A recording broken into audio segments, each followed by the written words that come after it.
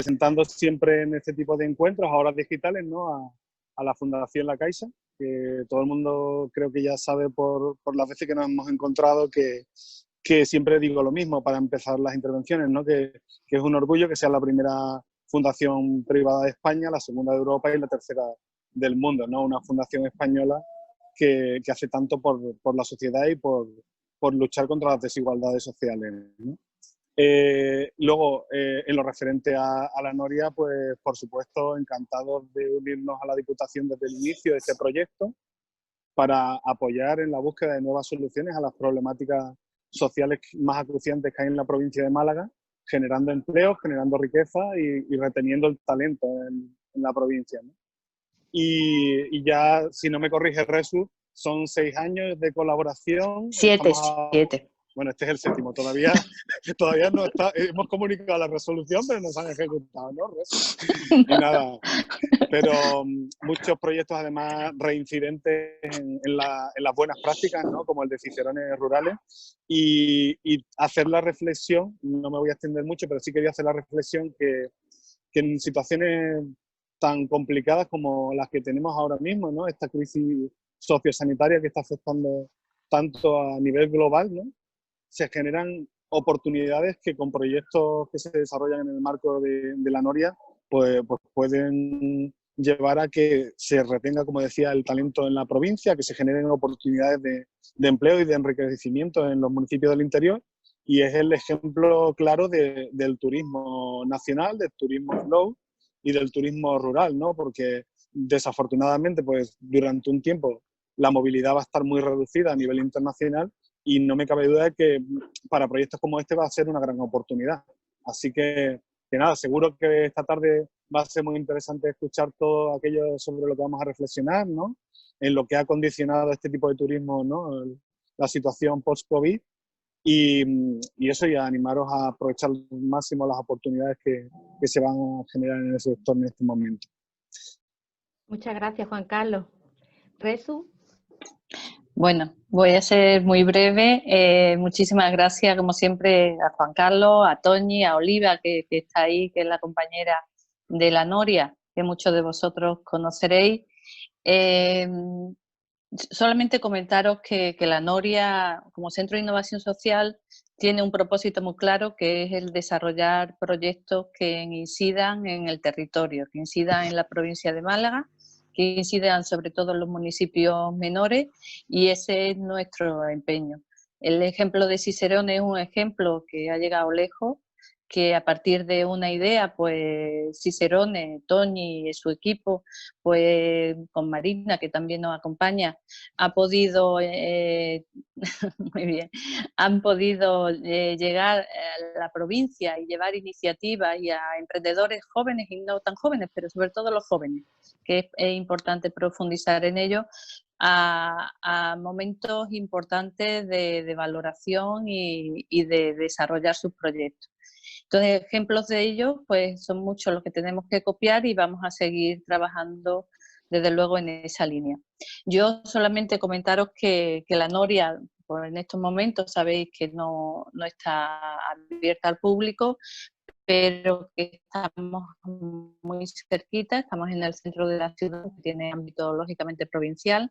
Que nos sigáis en las redes sociales, porque estamos trabajando mucho en lo que es la formación y la capacitación de las entidades sociales y de los emprendedores sociales, y es una fórmula de seguir trabajando en la provincia. En este momento, el tema online nos da una oportunidad de llegar a los municipios más pequeños, que era uno de los retos que nos habíamos planteado.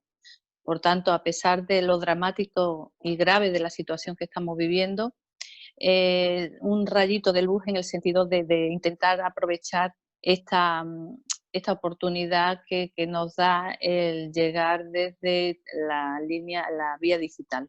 Y también apuntar, por último, que, como decía Juan Carlos, que por un lado, esto está llegando, nos está permitiendo toda esta crisis el considerar lo rural como algo importante. Antes teníamos que continuamente hablar de la importancia y de la calidad de vida y de la riqueza que tenía el medio rural, y ahora parece que todos miran al mundo rural.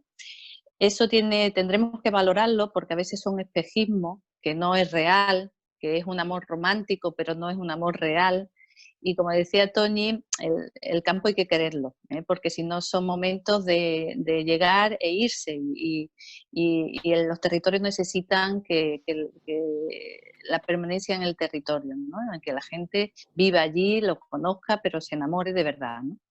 Y en ese sentido tenemos que estar un poco vigilantes a ese momento que ahora vive, entre comillas, de espejismo, vuelvo a repetir, de lo que es lo rural, para convertirlo en realmente una oportunidad que la tiene y sobre todo en el todo ya esperemos, desde la Diputación, como sabéis, se va a hacer un esfuerzo también en todo el tema de lo rural y nada más, agradeceros que estéis aquí, agradeceros que vuestro empeño en buscar y en emprender y que cualquier cosa poneros en contacto a través del correo de la noria @málaga.es o a través de las redes sociales. Todo lo que hacemos lo publicamos, ¿vale? Si hay un grupo de vosotros que necesitáis una formación concreta, que nos adaptamos a vuestra necesidad y buscamos los recursos para daros esa formación y esa capacitación que necesitáis, que es una nueva línea que hemos puesto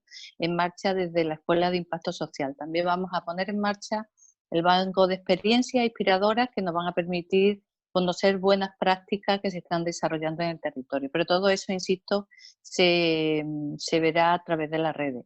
Y por último, disculpar a la diputada Natacha Rivas, pero hoy ha habido pleno en la Diputación y bueno, pues está en todo el follón que significa un pleno de la institución. Nada más, muchísimas gracias, acompañaré un rato. Gracias, Oliva, como siempre, por estar siempre ahí, adaptándose y reinventándose continuamente. Ya es una experta de esto del Zoom. Y gracias de nuevo, Toñi, Marina y Juan Carlos, por supuesto, y a todos vosotros. Muchas gracias. Muchas gracias, Resu. Bueno, pues comenzamos. Debido a que, en primer lugar, quería comentar que el webinar está siendo grabado. Entonces, si alguno o alguna no quiere aparecer, pues solamente tiene que desactivar su cámara. En la ventana de Zoom, en la parte inferior izquierda, podéis darle a detener vídeo y esa es la opción para que no se vea la cámara, ¿de acuerdo? Debido a que hemos tenido muchísimas inscripciones que procedían de gente que no había participado en algunas actividades de cicerones rurales, pues yo voy a hacer una pequeña introducción muy cortita acerca del proyecto para un poco explicaros a todos y a todas en qué consiste nuestro proyecto de cicerones rurales. Voy a compartir pantalla.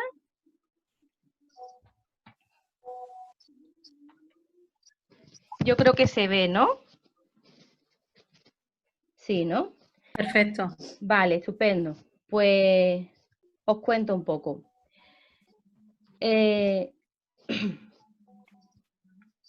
Cicerones Rurales es un proyecto que es de innovación social. Trabajamos en la innovación social, por eso trabajamos codo con codo con la Noria. Y nosotros lo que intentamos es luchar contra el despoblamiento de las zonas rurales a través de formas de emprendimiento por parte de la gente de los pueblos en torno a modelos de turismo sostenible. Tenemos una provincia que ha tenido en los últimos 10 años una pérdida constante de población, sobre todo en la zona interior, provocado por el envejecimiento de la población y también provocado porque los jóvenes no ven oportunidades de empleo. Entonces nosotros, debido a que estamos en una provincia, que es la provincia de Málaga, que el año pasado pues recibió más de 13 millones de visitantes, este año será totalmente diferente porque este año es diferente en todo, pero que es un lugar que está en la mente de mucha gente como destino turístico. Pero es un destino turístico en el cual se ha apostado siempre por un turismo de masa que muchas veces ha significado una especie de discrepancia entre la gente que vive en los territorios que son destino turístico y la gente que los visita. Entonces nosotros apostamos por un modelo de turismo slow en el cual la experiencia es un modo de generar un vínculo emocional entre el destino que se visita y quien lo visita. y poniendo en valor 4 pilares principales: la cultura local, la producción alimentaria, la identidad rural y el medio ambiente. Nosotros trabajamos en un modelo circular en el que trabajamos en 4 pilares fundamentales: la formación y la capacitación de quien entra a formar parte de nuestra red a través de una metodología que tenemos verificada a lo largo de solamente 3 años que llevamos funcionando. Trabajamos con la inteligencia colectiva, porque creemos que el conocimiento que se genera en la red entre un grupo de personas que se dedican a lo mismo es mucho más enriquecedor que el conocimiento de las personas por separado. Para ello nos aprovechamos de la tecnología existente y trabajamos constantemente en la generación de sinergias, porque creemos que el crecimiento del proyecto y de las posibilidades de emprendimiento puede ser exponencial a través de la generación de sinergias.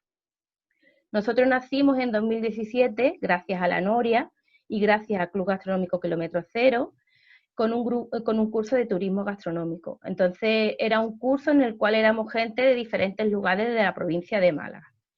Pero vimos a lo largo del curso, que duró 3 semanas, que había muchas líneas de trabajo que teníamos en común, porque teníamos necesidades comunes, porque el medio rural, esté donde esté, casi siempre tiene las mismas necesidades.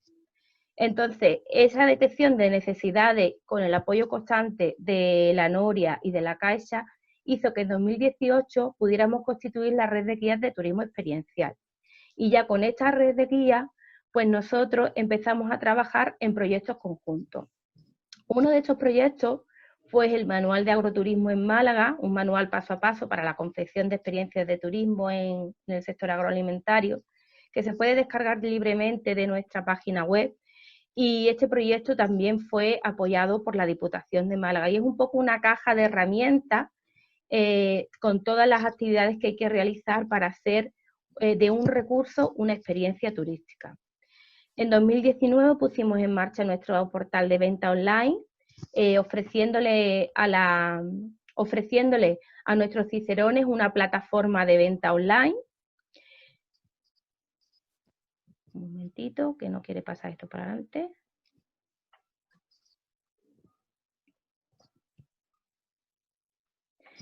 Y en todo el trayecto que tenemos de estos 3 años, pues hemos conseguido formar a 200 personas, el 76% son mujeres. Hemos tutorizado 35 proyectos, el 77% están desarrollados por mujeres y hemos impulsado 25 modelos 25 autoempleos, que también el 80% son mujeres. Según nuestros cicerones, pues el principal valor positivo que le aportamos como asociación es el empuje en la toma de decisiones, las sinergias, el dinamismo, la visión global que se tiene, conocer a otra gente, la visibilidad. Debido a que la red, mientras más grande se haga, más posibilidades tiene de crecimiento exponencial, si queréis formar parte de nuestra red, pues aquí tenéis un enlace en el cual podéis enviar vuestra solicitud de formar parte de la red, y nuestra red lo que os ofrece es una marca que está registrada y que es reconocida, la representación entre organismos públicos y privados, la promoción conjunta, difusión a través de redes sociales, la formación. Por ejemplo, esto forma parte de las actividades que hacemos dentro de nuestra red, el asesoramiento para crear nuevos productos, visibilidad como parte de nuestro colectivo. Buscamos recursos para hacer proyectos comunes, con lo cual reducimos riesgo, tiempo y coste. Hacemos un acompañamiento personalizado en cada caso y luego tenemos la plataforma de comercialización, porque no es lo mismo tener una plataforma en la cual tú puedes poner a la venta tu producto teniendo ya una pasarela de pago establecida, a tenerlo que crear desde cero, de manera individual. Ahora os pondré en el chat un enlace para la evaluación, que lo repetiré, que lo mandaré de nuevo al final del webinar. Y lo que me gustaría es que contestarais, es un cuestionario muy sencillito, para un poco que nos evaluéis esta actuación y que nos hagáis propuestas de próximas actuaciones en las que os interesaría participar. Aquí tenéis nuestro contacto, nuestro correo electrónico, nuestra página web, nos tenéis en redes sociales, en Facebook, en Instagram y en Twitter. Y si queréis recibir novedades de las actividades que hacemos, pues aquí tenéis el enlace para suscribiros a la newsletter. Voy a salirme de la pantalla y ahora aprovecho para darle paso a Óscar León. Óscar, estás por ahí, supongo, ¿no? Estoy aquí. Estoy aquí. De acuerdo. Buenas tardes a todos. Voy a silenciar a un par de ellos que he visto por aquí. Óscar León es nuestro ponente de hoy. Él es consultor turístico de la empresa Baiti Innovaciones. Ellos son consultores turísticos desde el año 2000, que empezaron a trabajar con el turismo rural. Están ubicados en Ronda y tiene una trayectoria de muchos años como empresario, primero en importación y exportación y luego en consultoría turística. Cuando nuestros cicerones nos comentaron que les interesaría que alguien les diera un poco de orientación en esta maraña de normativa y de información que existe actualmente, pues intentamos tender los hilos a diferentes entidades que trabajan en turismo a nivel regional y provincial, y fueron varios los que nos hablaron de Óscar. Entonces, por eso está aquí. Él es vocal del centro, él ha sido vocal del Centro Comercial Abierto de Ronda, ha sido también artífice de la Ronda Convention Office y actualmente es el coordinador de la Ruta del Vino de Ronda. Entonces, él un poco va a intentar desmenuzar un poco la normativa relativa a la adaptación post-COVID en modelos de turismo slow, principalmente ecoturismo, guías de turismo, agroturismo un poco y un poco lo que vaya surgiendo, porque la normativa es muy amplia y mucho manual. Ahora Óscar os hará un poco un recorrido por todos ellos. Yo ya me silencio y le dejo paso a Óscar León. Buenas tardes a todos. Muchas gracias, Toñi. Muchísimas gracias por esta invitación. Cuando me llamasteis, pues creí que era una oportunidad de establecer un poco de claridad en esto que está pasando ahora mismo sobre las normativas, ¿no? Realmente hay una barbaridad de normativas en todo esto. Cada uno pone su granito, pone su recomendación y pone su forma de hacerlo, con lo que, bueno, pues si tenemos empresas grandes con mucho personal que se dediquen a analizarlas, pues puede ser medianamente fácil el poner el criterio, pero si no suele ser complicado por eso, porque además cada día se actualizan, cada día lo que servía para ayer no sirve para hoy y volvemos a cambiarlo, como es normal en una situación sobrevenida y en la que no tenemos experiencia. Entonces, bueno, pues he hecho una presentación que voy a intentar seguir, no necesariamente completa, pero para dar un poquito de luz sobre lo que nos está ocurriendo y qué podemos hacer, ¿no? Voy a pasar a la presentación, comparto mi pantalla con vosotros.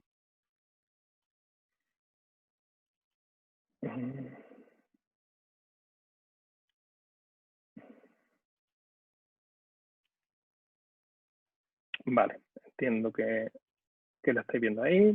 Bueno, perdonadme antes de nada con la presentación porque, bueno, no le hemos podido hacer mucho grafiquito ni el DS porque entiendo que al ser una presentación online os será más fácil verla directamente más escrita que visual, ¿no? Y porque hay muchísimas normativas que si empezamos a poner diapositivas por cada una de las normativas, entonces nos podríamos aburrir un poco.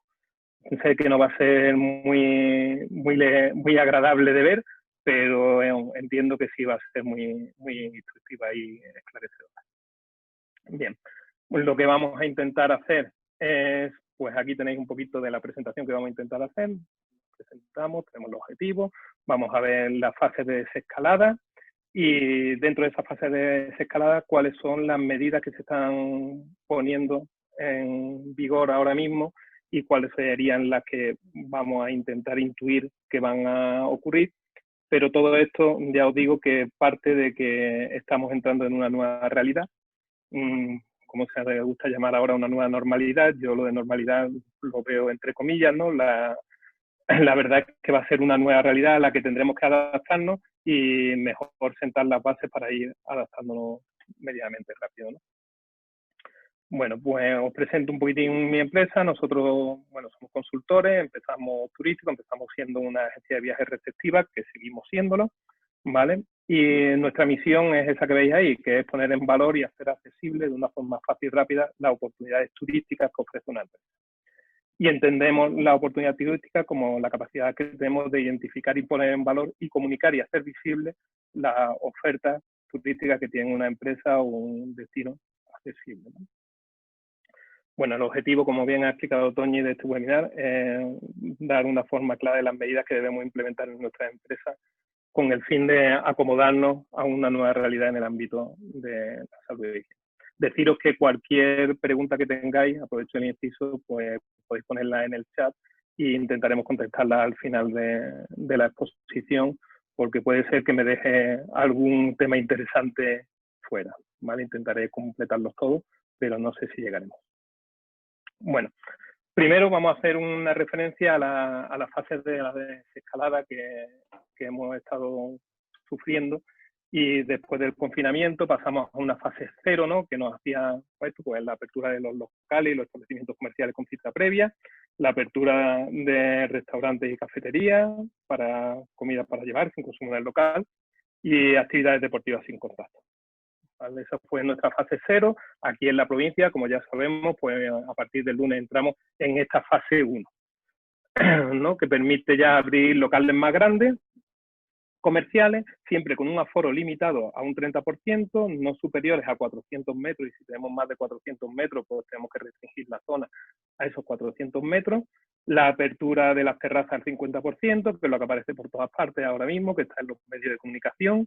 Aperturas de hoteles y alojamientos turísticos sin uso de zonas comunes.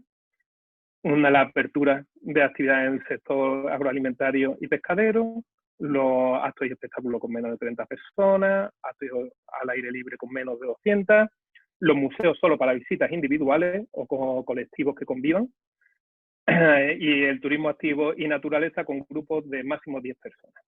Y se podrán hacer, bueno, pues seminarios, congresos científicos innovadores, pues con la separación correspondiente que ya conocemos de 2 metros y menos de 30 asistentes. En una fase 2, que esperemos llegar pronto, ¿no? Pues prácticamente lo que vamos a hacer, o lo que se nos propone, es ampliar el aforo y continuar en hoteles y alojamientos ampliando también las zonas de usos comunes y utilizando un control de aforo. Empezaremos a obtener ya permisos para entrar y ver monumentos y equipamientos culturales. Las salas de exposiciones se darán por abiertas, también todo. Por supuesto, aquí lo que vamos a tener que controlar mucho va a ser el aforo y la distancia de seguridad entre todas las personas, ¿no? Actos y espectáculos, como veis, si son en espacios cerrados no más de 50 personas y al aire libre no más de 400. El turismo activo y el turismo de naturaleza, según nos indicaban pues al principio, eran para grupos más amplios. Ahora mismo ya está regulado porque está publicada la norma y pueden llegar en turismo activo y de naturaleza hasta 20 personas. En seminarios científicos e innovadores, también con una reducción en el personal a 50 participantes, y en los museos de ciencia y tecnología. Después llegaremos a una fase 3, que esas todavía no están definidas, y lo que tenemos aquí que os muestro es en un principio aquellas recomendaciones que se dieron y que publicó el Ministerio, ¿vale? En cuestión de pues, la ampliación del aforo de unas medidas a otras. De momento, como digo, de la fase 3 no hay nada publicado, por lo que no se sabe. Y más aún, que sería la problemática que yo me plantearía en mi empresa y qué pasa después de la fase 3. Porque una vez que pasemos de esta fase, resulta que nos iremos a ver cuál es esa nueva realidad, qué es lo que ocurre, qué es lo que va a pasar dentro de aproximadamente, si todo va bien, que esperemos que sí, dentro de 1 mes y medio, con qué nos vamos a encontrar, ¿no? Bueno, pues ahí es donde yo creo que deberíamos incidir, porque tenemos que pasar por esta fase de desescalada, donde para algunos proyectos pues sí pueden empezar, sobre todo con los de la hostelería, podemos empezar a abrir esas terrazas y a recibir a nuestros primeros clientes, pero la realidad es que para los grupos de turistas la experiencia pues será más complicado, tendremos que ir sumando a fase y hasta la fase 2, fase 3 no será posible, y entonces nos irá complicando un poquitín la espera, ¿no?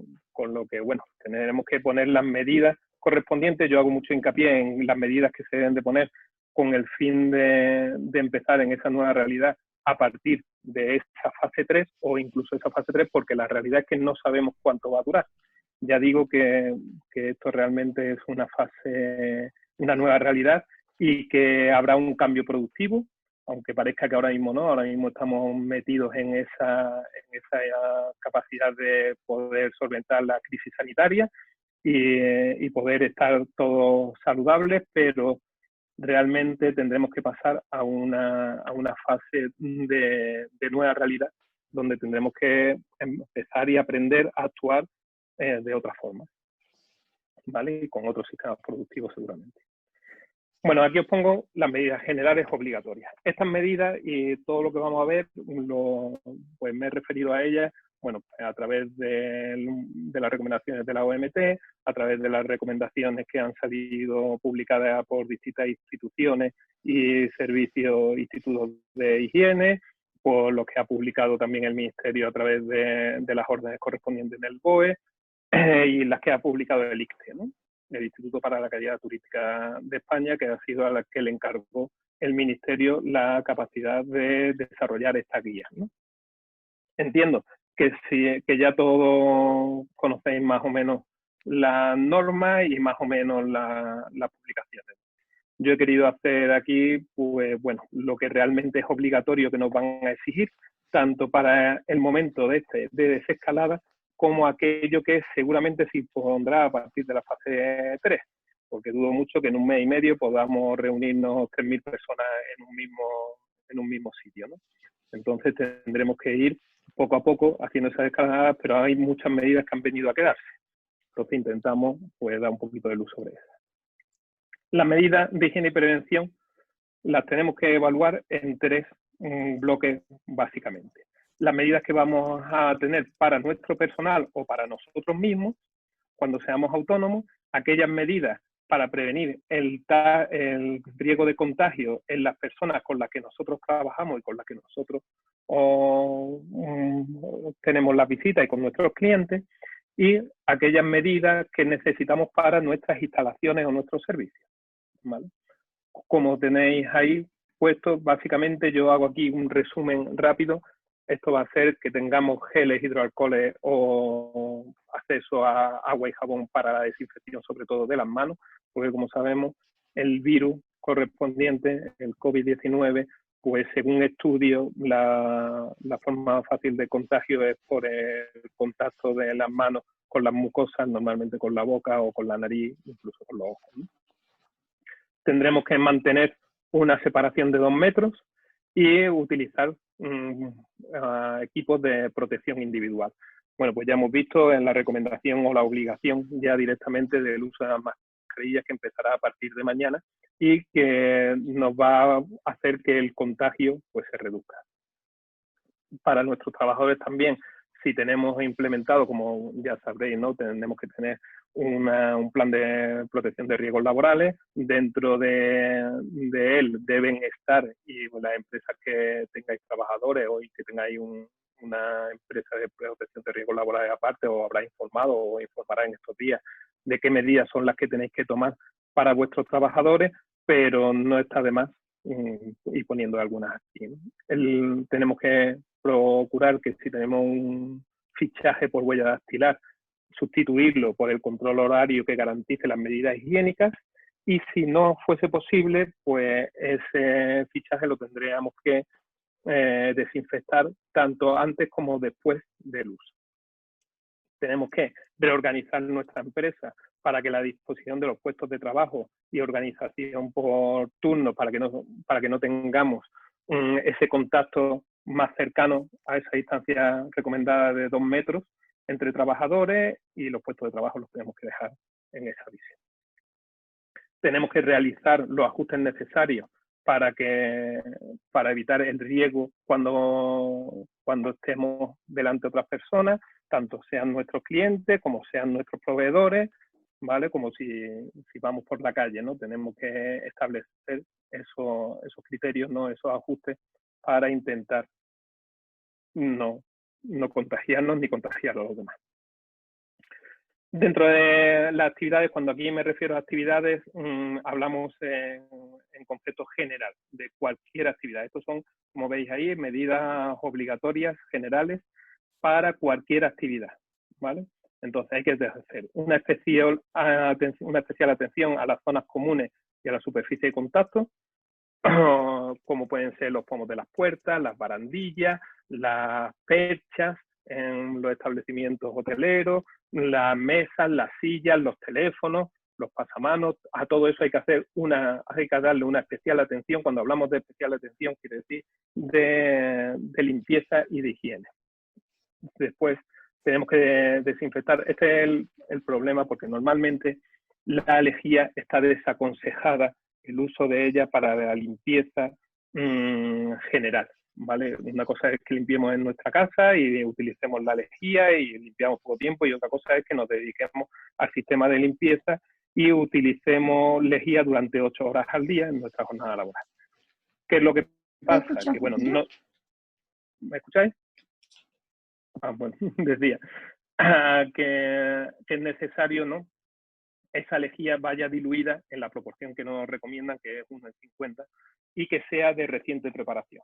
No nos vale preparar un baño o una botella de lejía con esa concentración el día de antes para después utilizarla, porque los efectos desinfectantes del cloro, que es lo que nos lleva la lejía, desaparecen, ¿vale? O también se puede utilizar, pues, cualquier desinfectante con actividad viricida de los que recomienda el gobierno, que tienen publicado una lista con todos aquellos que están inspeccionados y que sirven. Bueno, pues tras cada limpieza, este es un punto muy interesante porque no queda muy claro en el decreto que se ha aprobado, ¿no? Este que vemos aquí, que es: tras la limpieza, los materiales empleados y los equipos de protección utilizados se desechan de forma segura, procediendo a posteriormente el lavado de las manos. ¿Qué materiales son estos, ¿no? Los materiales empleados y los equipos de protección. Yo en esto he tenido muchísimas preguntas, sobre todo por muchos alojamientos en los que me dicen, bueno, pero en el momento que limpie un pomo tengo que deshacerme de la bayeta con el que le he limpiado. ¿Cómo va esto? Bueno, en un principio, a lo que se refiere este punto son a los materiales de protección que hemos utilizado, como es el delantal, como son los guantes, como son la mascarilla, ¿no? Esos deben de ser inmediatamente, una vez que terminemos de la limpieza, inmediatamente desechado, para no hacer contaminación cruzada, para que no nos llevemos la contaminación de unos sitios a otros. Eso es un punto bastante interesante porque requiere para la empresa una inversión y un aprovisionamiento de estocaje de esos materiales. Las medidas de limpieza se deben hacer tanto en las zonas públicas como en las que no son públicas, sobre todo si tenemos trabajadores, tendremos también que prestar excesiva cautela y celo en las partes de vestuarios, de taquillas, de aseo, las zonas de descanso que utilizan los trabajadores, todas aquellas zonas que puedan ser susceptibles de una congregación de personas. La limpieza y desinfección de los puestos de trabajo hay que hacerla siempre como mínimo 2 veces al día y siempre que haya un cambio en el turno. Si consideramos que nosotros somos autónomos y no trabajamos, mínimo deberíamos hacerlo 2 veces al día. Siempre que tengamos trabajadores y tengamos un cambio de personal y de turno, siempre tendremos que hacer ese cambio, y si tenemos material que compartimos entre varios, también tendremos que coger y desinfectarlo cada vez que lo vaya a utilizar otra persona, antes y después. ¿Vale? Tenemos que hacer una ventilación periódica de las instalaciones. Bueno, pues aquí hay un punto en el que primero marcaban un tiempo mínimo, después no. Aquí ha habido varias modificaciones, pero la realidad es que una vez que limpiemos, como mínimo una vez al día, debemos hacer una ventilación frecuente de las zonas donde estamos trabajando. Los ascensores y los montacargas son otro punto también que es de inflexión, donde podemos conseguir que haya transmisión del virus, con lo que también tenemos que prestar una buena atención sobre ellos, ¿no? Tenemos que limitar el acceso a los montacargas, siempre como mínimo, como máximo una persona, a menos que el ascensor de montacarga permita esa separación interpersonal de 2 metros. Entonces sí podría entrar otra persona, y en los casos en los que la persona sea discapacitada o necesite un apoyo, pues en eso sí se permitirá el uso el acceso a la persona acompañada.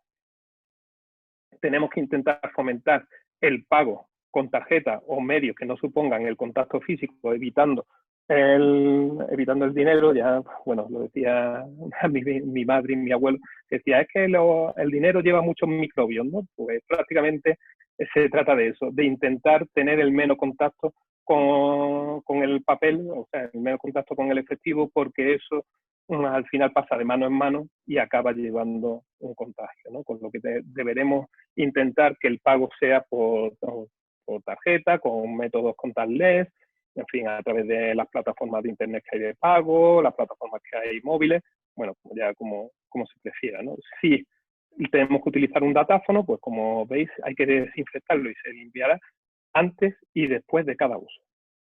En el TPV, exactamente como pasaba con el puesto de trabajo, pues si tenemos un determinado punto de venta por cada empleado que lo utiliza en su turno y después no hay que volver a utilizar, no lo va a volver a utilizar nadie, habría que limpiarlo solo una vez, concretamente antes, serían 2 veces antes de empezar a trabajar y después, pero si tenemos varios empleados que lo utilizan, habría que limpiarlo. Cuando hablo de limpieza, siempre me refiero a limpieza y desinfección, justo después de cada uso. Otro punto importante es que debemos disponer de papeleras de acción no manual. Normalmente son con pedal para que las podamos abrir sin necesidad de tocarlas con las manos y deshacernos pues, de aquellos pañuelos, aquellos guantes o mascarillas, de todo el material desechable que estemos utilizando. Tenemos unas medidas ahora mismo aprobadas que irán cambiando seguramente en función de la fase en la que estemos.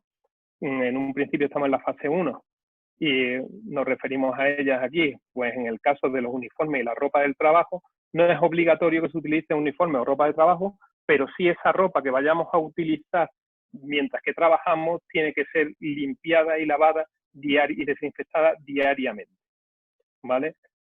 Y tiene que ser, en una primera fase nos indican que el lavado debe ser entre 60 y 90 grados centígrados, ¿vale? Con lo que quiere decir que no vale tampoco venir al trabajo con el uniforme puesto de casa. Tenemos que ir con la ropa de calle, llegar a nuestro trabajo, cambiarnos el uniforme.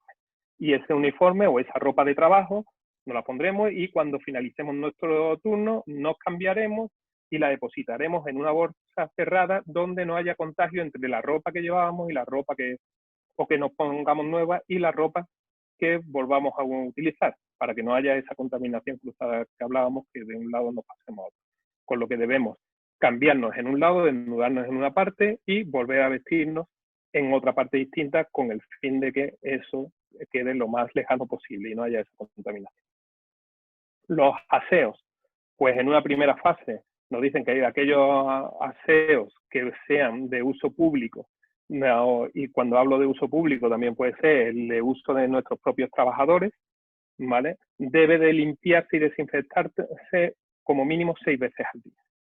Eso en la fase 2 ya cambia y nos pasamos a que hacerlo regularmente como mínimo o como mínimo una vez al día. También tenemos que tener en cuenta que en esos aseos pues hay todo el tema de desinfección, de retirar los residuos, todo eso lo tenemos que hacer constantemente, ¿vale? Tenemos, bueno, pues ahí tenéis la diferencia entre la fase 1 y la fase 2. En la fase 1 se permiten las reuniones de hasta 10 personas y en la fase 2 se permiten hasta 15 personas. Estas son las fases, pero realmente dentro de las fases hay una diferencia en el turismo activo o en el ecoturismo, donde se permiten en la fase 2 grupos de hasta 20 personas. Estas que hemos visto, ¿no? Pues son al final las medidas obligatorias que necesitamos para el uso de cualquier actividad que vayamos a hacer, ya seamos un restaurante, ya seamos guías o un hotel o un establecimiento de chucherías, ¿no? Esas medidas son obligatorias para todas las actividades que vayamos a realizar, ¿no? Paso aquí a pasaros ya, pues sectorialmente, pues cada sector qué es lo que debe de cumplir, ¿no? Aquellas medidas que necesitan pues para desarrollar su actividad lo mejor posible, ¿no? Lo más higiénicamente y saludablemente que se pueda en estos momentos. He intentado compaginar aquí tanto las medidas que recomienda, y hablo de que recomienda porque no son de obligado cumplimiento, el ICTE, ¿vale? Donde deja muchos campos abiertos, porque dentro de cada medida de cada subsector turístico, además hay que tener en cuenta las peculiaridades de cada empresa y de cada actividad, por lo que se hace muy complicado hacer unas medidas generales para todo el mundo, pero tenemos unas recomendaciones. Esto lo hemos compaginado con las obligaciones que dicta el BOE y que entendemos que son las que perdurarán después de la fase 3. ¿Vale? Aquí tenemos, pues bueno, esto viene a colación en lo primero que tenemos que hacer para los guías turísticos, ¿no? He intentado dar una visión de primero los guías turísticos, entendiendo tanto guías turísticos oficiales como los oficiales que se dedican al tema de experiencia, no tanto de la visita guiada, o incluso los guías correos. Después pasaremos al tratamiento de lo que serían las salas de exposiciones o los espacios museísticos o monumentos, que todas más o menos comparten las mismas características. Y también exponemos la parte de hostelería. He intentado hacer una visión o un recorrido para que nos pueda funcionar desde que nos llega un cliente, un turista, cuál va a ser su recorrido y dónde podemos poner pues la mayor garantía, ¿no? Para esa higiene y esa salud. Bueno, lo primero que deberíamos hacer es esa gestión del riesgo que nos ponen por todas partes, ¿no? Que es sentarnos e identificar los riesgos existentes. En qué recorridos vamos a hacer, en qué monumentos vamos a hacer y qué posibles riesgos pueden tener esos monumentos al pasar por allí, al entrar a verlo, en posibles sitios donde hay aglomeraciones, los tamaños de grupos que vamos a utilizar, y digo que vamos a utilizar porque ahora mismo sí están regulados, pero no sabemos la regulación que va a salir a partir de la fase 3. Ya digo, para el turismo activo y el ecoturismo van a ser grupos de 20 personas y para grupos, o sea, y para grupos de personas de fuera del turismo, pues estamos en 10 y 15, según, como hemos visto antes, según la fase donde estemos. Una cosa que sí debemos desarrollar, aunque no es obligatoria, ¿vale? Todas estas medidas que empiezo a relatar aquí, la mayoría son recomendaciones, es el desarrollo de un plan de contingencia. ¿Qué nos quieren decir cuando nos dicen el desarrollo de un plan de contingencia? Bueno, pues tenemos que, o deberíamos tener por escrito, cómo vamos a actuar en determinadas ocasiones. Cómo va a ser nuestro proceso de higiene y de limpieza, en este caso, aunque yo recomiendo siempre que se hagan unos planes estratégicos más grandes y unos protocolos para absolutamente todo dentro de la empresa, porque eso nos hará que nuestra empresa sea más rentable y más eficiente, ¿no? Pero sobre todo en este tema que nos influye ahora mismo, que es el desarrollo del plan de contingencia para las medidas higiénico-sanitarias. Bien, pues ahí tenemos que establecer las medidas a adoptar para prevenir ese contagio, ¿no? Entonces debemos hacer un documento donde nos aparezcan, según nuestra actividad de guías turísticos, cómo vamos a actuar y cuál es el protocolo de desinfección que vamos a utilizar con aquellos recursos materiales que vamos a necesitar. Deberíamos tener redactados cuáles son esos recursos materiales, tener definido cuáles son los equipamientos de protección individual que vamos a necesitar nosotros y que va a necesitar un grupo con el que nosotros vayamos a trabajar, ¿vale? Tenemos que desarrollar también ese protocolo de actuación en caso de que nosotros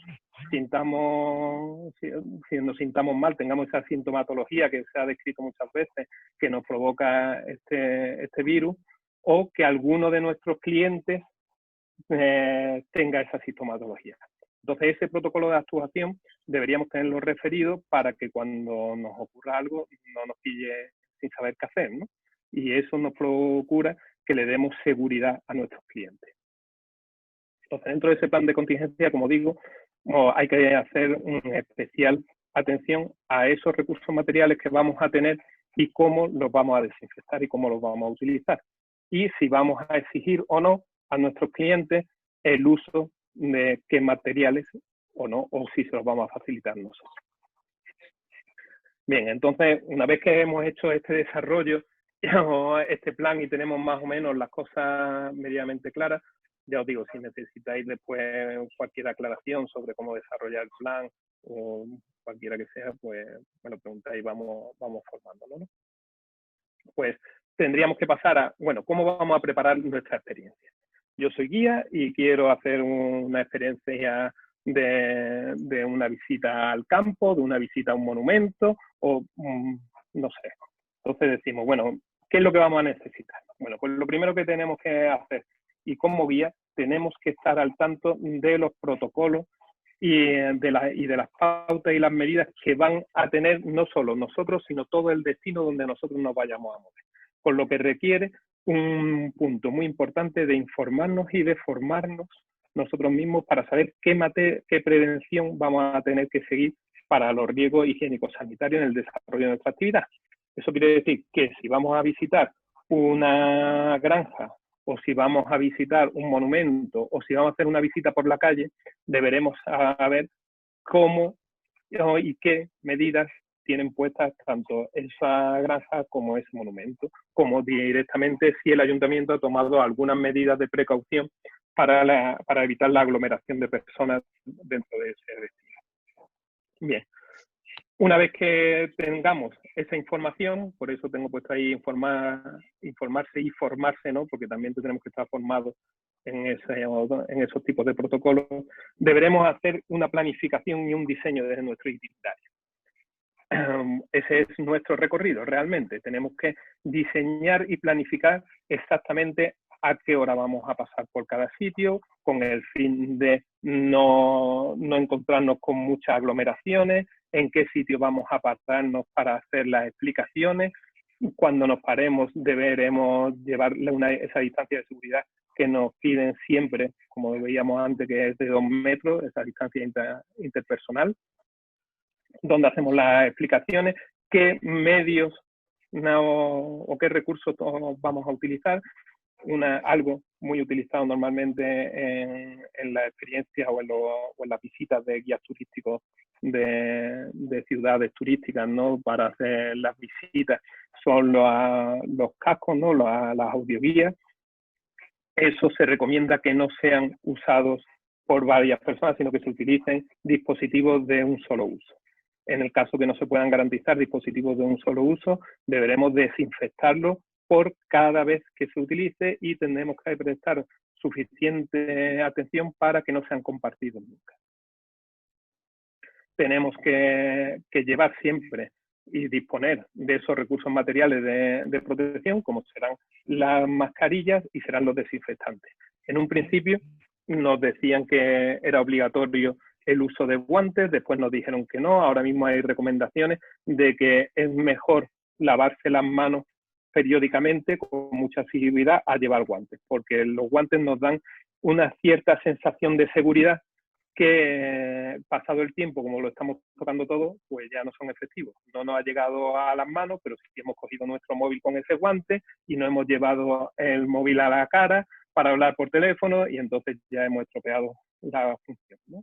Entonces intentan recomendar que no se use tanto los guantes por esa falsa sensación de seguridad. Si vamos a utilizar guantes, tenemos que ser muy precavidos de ponernos unos guantes limpios que lo vean nuestros clientes cada vez que vayamos a hacer un ejercicio de nuestras experiencias y después quitárnoslos para proceder. Y además deberemos estar continuamente desinfectando ese guante. Yo no sé si os habréis fijado, pero cuando vamos a los supermercados, aunque llevemos guantes, nos piden que nos echemos el gel, que desinfectemos nuestros guantes y que además nos pongamos unos guantes nuevos. Vale, pues esas son las pautas que deberemos seguir nosotros también en nuestro en nuestro quehacer diario. No compartir, como decíamos antes, no compartir los equipos de trabajo ni los dispositivos. Y en caso de hacerlo, pues deberemos referirnos a ese protocolo de desinfección que teníamos hecho. Normalmente cuando somos un empresario individual, pues prácticamente a todos nos pasa que lo llevamos en la cabeza porque ya lo hemos hecho muchas veces y ya sabemos exactamente cómo vamos a ir funcionando, pero siempre es bueno tenerlo por escrito por si tenemos que trabajar con un compañero, explicarle exactamente cómo va a ir ese protocolo de desinfección, cómo lo debemos hacer, ¿vale? Eso básicamente es en esa preparación de esa experiencia que vamos a tener, ¿vale? Tenemos que planificar y diseñar, como decía antes, también el itinerario. Hacer recorridos, hacer posible de un solo sentido, para evitar precisamente ese cruce con otros grupos y ese cruce de nosotros con nosotros mismos, porque debemos intentar mantener siempre esa seguridad entre nuestros clientes, ¿no? Ese distanciamiento entre unos y otros e intentar que no haya contagio cruzado. Tenemos que evaluar las posibles restricciones, como decía, que van a tener esos espacios donde vamos a desarrollar nuestra actividad, ya sean museos, como espacios naturales, como monumentos, ¿no? Pues tenemos que evitar las horas y las zonas donde preveamos que va a haber más aglomeraciones, con lo que al final esto nos va a llevar a un diseño distinto. Estos diseños distintos, aunque todo esto parezca mucho trabajo en un principio, nos hará que nuestra empresa sea más rentable y nos hará que nuestra empresa sea más sostenible porque nos hará más auténticos y más diferenciados.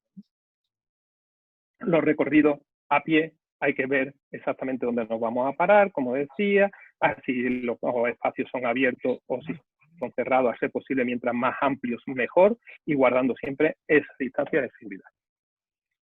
Una vez que ya hemos diseñado nuestro proyecto, nuestra visita, nuestro servicio y tenemos que empezar a desarrollarla. Bueno, para desarrollar una cosa fundamental siempre o para el contacto con nuestros clientes que debemos hacer es siempre comunicar. Siempre comunicar qué es lo que estamos haciendo y cómo lo estamos haciendo. Deberemos comunicarlo antes de que se nos contrate la reserva para que no haya después posibles dudas o posibles problemas o es que yo creía o es que yo no lo sabía. Entonces siempre deberemos comunicarlo antes de que hagan nuestra reserva. Eso es una publicación que normalmente se hace en la página web. Además, para la captación de clientes siempre nos vendrá bien porque le estaremos transmitiendo esa sensación de seguridad y salud que los clientes van a empezar a demandar, sobre todo en estas primeras fases, que será lo que nos conlleve del resto del año 2020 y posiblemente el año 2021.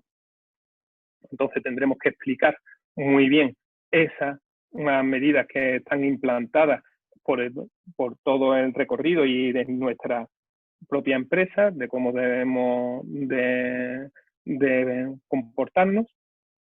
Una vez que tengamos a nuestros clientes aquí, deberemos hacer una segunda explicación exactamente de lo mismo, de cómo vamos a realizar la visita, de cómo vamos a realizar la experiencia y de qué medidas son de obligado cumplimiento para nuestros clientes.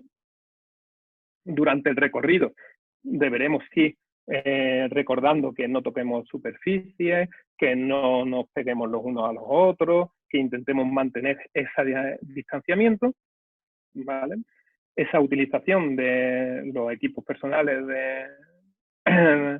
de protección, ¿vale? Que deben de ser desechados en cada una de las actividades que hagamos. Si tenemos unos clientes a las 11 y después a la 1 resulta que tenemos otros clientes, no podemos utilizar los mismos equipos de protección que utilizábamos con uno para utilizarlos con otro. Como decía, deberíamos evitar el uso de las radioguías, que sean reutilizables, hacer posible un solo uso. Hoy en día hay multitud de aplicaciones que se pueden utilizar con el móvil y que todo el mundo lleva hoy en día el móvil, o incluso con estas aplicaciones que estamos utilizando ahora, tanto para comunicarnos en este confinamiento, como puede ser Zoom o como puede ser Skype o el Google Duo, ¿no? Para hacer comunicación directamente a nuestros clientes y nuestros clientes con sus propios cascos y nosotros con los nuestros y evitando ese compartir, ¿no? Y, por supuesto, tenemos que evitar el reparto de material impreso. Los folletos es algo que ya decíamos en el sector turístico hace mucho tiempo que no tenía mucho sentido en una época digital, que era mejor utilizar la comunicación digital, aunque sea un PDF, un folleto online, o en nuestra página web, o a través de un correo electrónico, pero que realmente seguimos gastándonos mucho dinero en esas impresiones de material. Bueno, pues esas impresiones de material, yo creo que este punto ha venido para quedarse y cada vez tendremos menos, entre otras cosas, porque no se debe repartir por ese posible contagio, ¿no?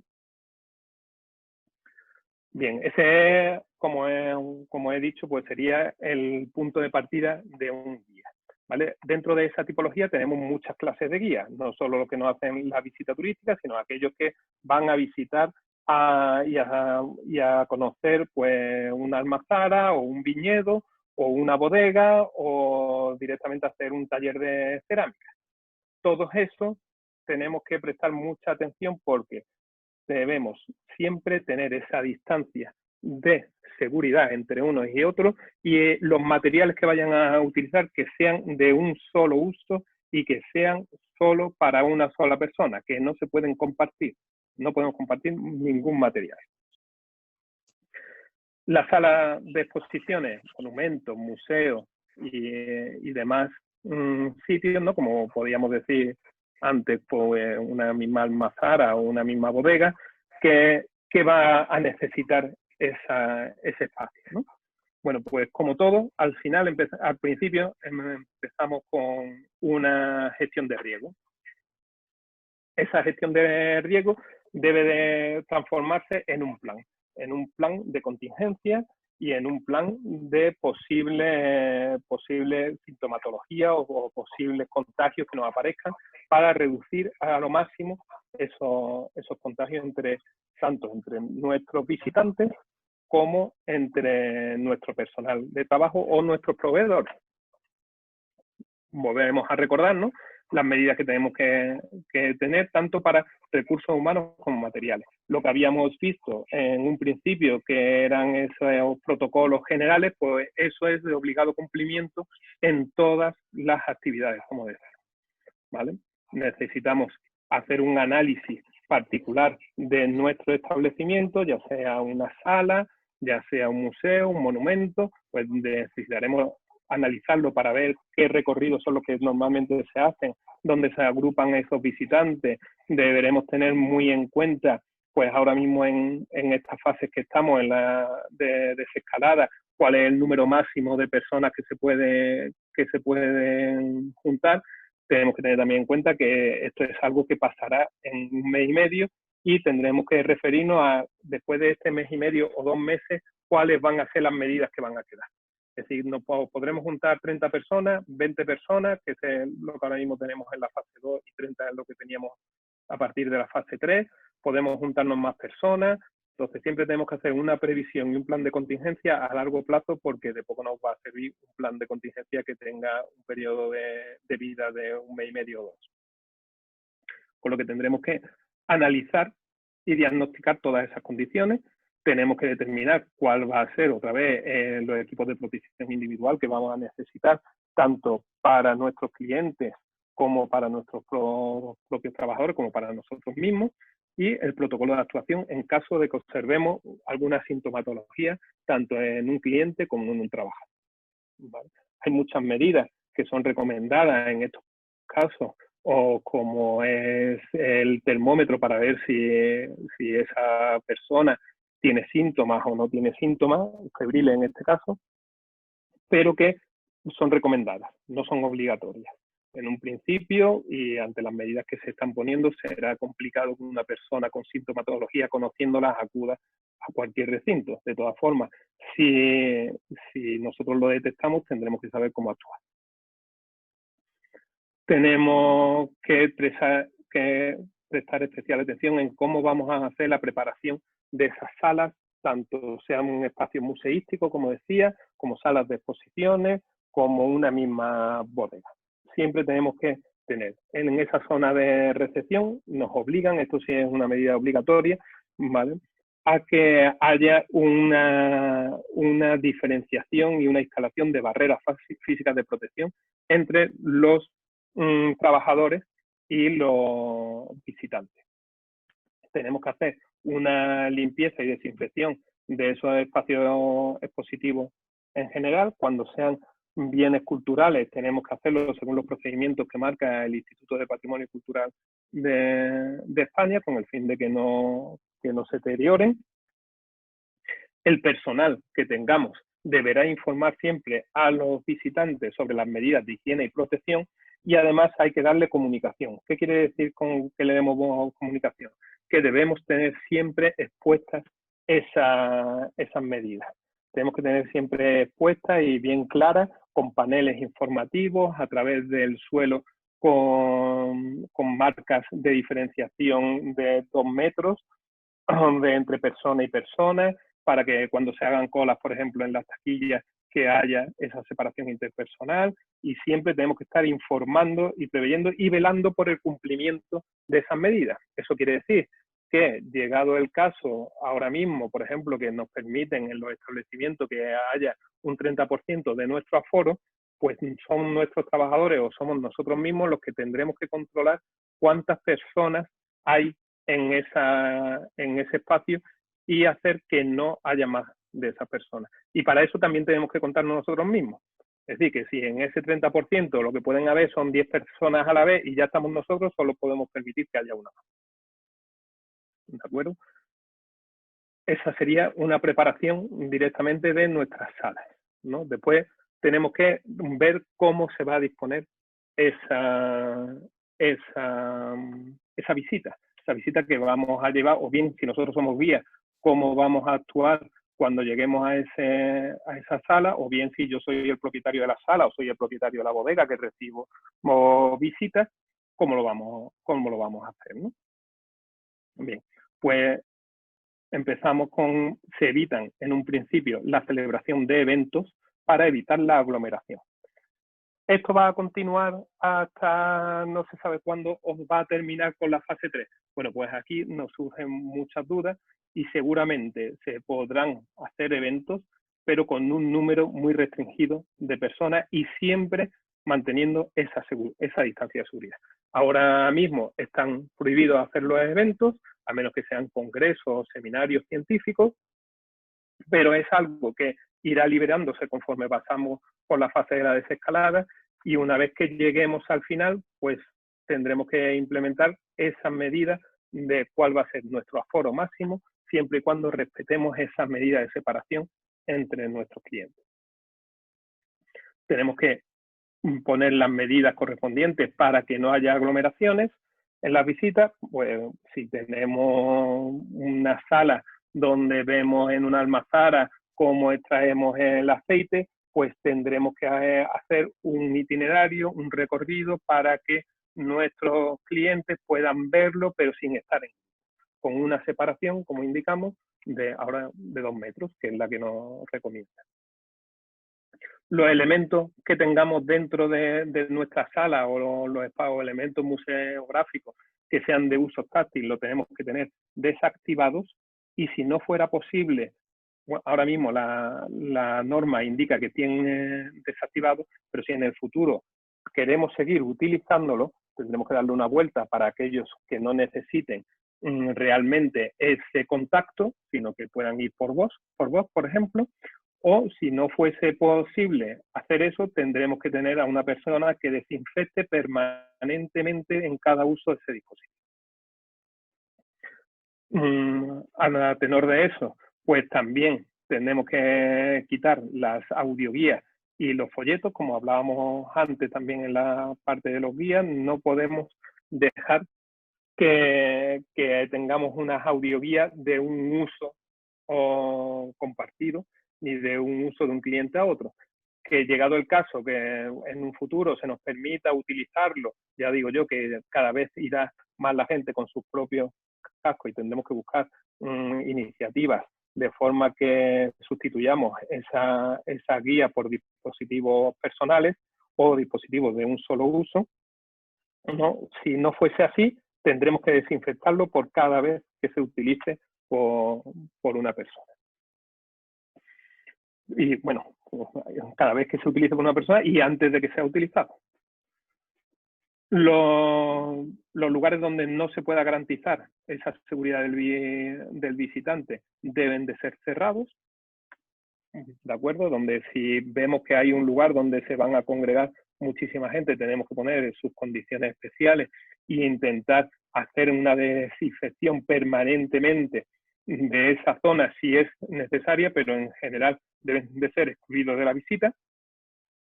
Los espacios donde pueda haber confluencia del personal trabajador con el personal visitante deben de ser diferenciados y deben de ser señalizados, y bien con balizas, bien con señales en el suelo, o para que no haya ese contacto entre el trabajador de un recinto y el visitante, y siempre guardando esa separación que tenemos de 2 metros. Una actividad que suele ocurrir mucho, que vamos a ir a ver una iglesia o una catedral, ¿no? Pues esos espacios religiosos tendrán que estar obligados a tener unos recorridos donde separen la circulación de sus visitantes con las personas que trabajan allí o bien que residen, ¿vale? Y siempre hay que buscar ese, como en todo este documento, ¿no? Siempre hay que buscar esa distancia interpersonal de 2 metros. Cuando no sea posible tener esa distancia personal de 2 metros, pues entonces tenemos que establecer unos horarios específicos para cada visita donde obliguemos a que esa distancia esté. Y si sigue sin ser posible porque el espacio es muy reducido y vamos muchas personas, tendremos que partir el grupo para intentar tener esa distancia, ¿vale? Y llegado el caso en el que ya sea imposible, tendremos que irnos a las condiciones generales donde nos dicen que tendremos que disponer de hidrogeles, como decíamos antes, o el acceso a jabón y agua para el lavado de manos frecuentemente. Con esto, pues tendríamos ya visto prácticamente todo lo que a salas de exposición o salas de visita o museos o monumentos tengamos, ¿no? ¿Qué es lo que nos pasa aquí? Ahora pasamos a nuestro turismo activo, ¿no? Y ecoturismo. Aquí realmente hay muy poca información específica sobre esas actividades. Se refieren sobre todo a esas actividades generales que hemos visto, tanto para las funciones de guía como para cualquier actividad, ¿no? Esas primeras que vimos. Pero sí nos dejan, pues bueno, algunas concreciones, ¿no? Como siempre, deberemos desarrollar nuestro plan de contingencia, nuestro plan y protocolo de desinfección, sobre todo cuando sean esas actividades de turismo activo donde compartimos mucho material, pues ya sea buceo y necesitamos ponernos una aleta, una gafa, una bombona, ya sea vamos a hacer un espacio de un taller de joyería, o ya vayamos a hacer cualquier otro proceso. Esos materiales que vamos a utilizar, tenemos que ser muy precavidos en esa desinfección, tanto antes como después del uso, permanentemente. Y tendremos que habilitar espacios en los sitios donde haya que utilizar algún tipo de ropa, donde nos podamos cambiar sin contagio y sin contacto con otras personas y de una forma individual. En el momento que utilicemos ese vestuario donde nos cambiamos, debemos de limpiarlo, ¿vale? Con lo que tenemos que hacer, pues esa lista de esos recursos humanos y esos recursos materiales que vamos a necesitar, y dentro de esos recursos humanos y recursos materiales, pues si son materiales, su protocolo de desinfección, y si son recursos humanos, le tendremos que dar esa formación sobre cómo utilizar los materiales debidamente. Deberemos realizar, como en anteriores casos, ese análisis, ese diagnóstico de esas condiciones particulares de nuestro negocio y ese recorrido de visitantes o esa experiencia, para ver que nunca haya esa posibilidad de contagio cruzado entre un cliente y otro cliente, aunque formen parte del mismo grupo. Aquí habría una salvedad que meten en todas las disposiciones, que es cuando sea un grupo de convivencia común. Claro, pero nosotros nunca vamos a saber si eso es realmente así o no, porque puede venir una madre con sus hijos y que los hijos vivan con el padre o vivan con la madre o sean hijos ya mayores y estén independizados y no vivan juntos o no digan que sí que vivimos juntos, pero la realidad es que no. Con lo que nunca está más pecar de que siempre necesitamos esa separación entre personas y siempre necesitamos ese uso de materiales individuales. Aparte, eso hablo de los materiales que vamos a utilizar para el desarrollo y la práctica de nuestra actividad. Aparte están los equipos de protección personal, tanto de nuestros clientes que deban utilizar, como de nuestros trabajadores y de nosotros mismos. Volvemos a tener lo mismo, que siempre debemos tener ese protocolo de actuación. Tenemos, como decíamos antes, que garantizar esa distancia interpersonal, esa distancia de seguridad. Tenemos que explicar en todas partes cómo va a realizarse la visita, por qué parte vamos a recorrer y toda esa explicación, tanto de higiene como de nuestra aplicación técnica, de cuál es nuestra experiencia, cómo se va a desarrollar. A ser posible, todo esto debe de explicarse con anterioridad para evitar la aglomeración de personas. Entonces, siempre no está de más elaborar unas fichas que podamos enviar directamente a nuestro cliente para que nuestro cliente venga aprendido de casa, ¿no? Y que lo que tengamos que hacer sea más resolver pequeñas dudas o una exposición de nuestras actividades que sea lo más breve posible. Ahora mismo, según investigaciones, nos recomiendan que el contacto no dure más de 15 minutos, porque ante un contacto más prolongado de 15 minutos, la carga viral aumenta bastante y siempre nos recomiendan que no dure más de eso. Pero ya digo, esto sigue evolucionando y en función de que haya más investigaciones, pues tendremos más aproximado la carga viral que pues se puede contener en visitas de más o menos tiempo.